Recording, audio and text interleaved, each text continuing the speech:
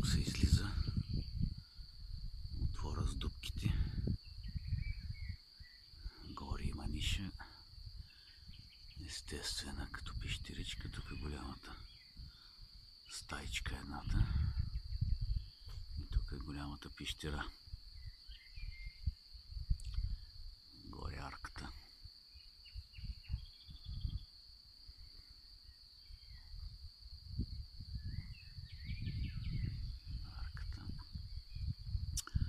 Тук има едно входче, което става тясно.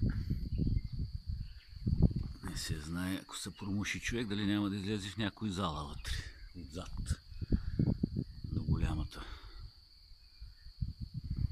Има една шарапаничка тук. Даване на сигнал, може би са го палили, от тук се вижда цялата долина. Ето е шарапаната.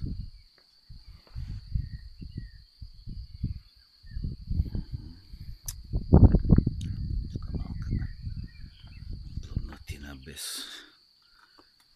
Тук има навътре отвори, дали не са отдушници на някой вътрешно светилище скрито. Тук се вижда цялата поляна отдолу. Дърветата с беседката. Среща има други скални комплекси по цялото дефиле на реката. Там отсреща има някакви скали. Ама какви са?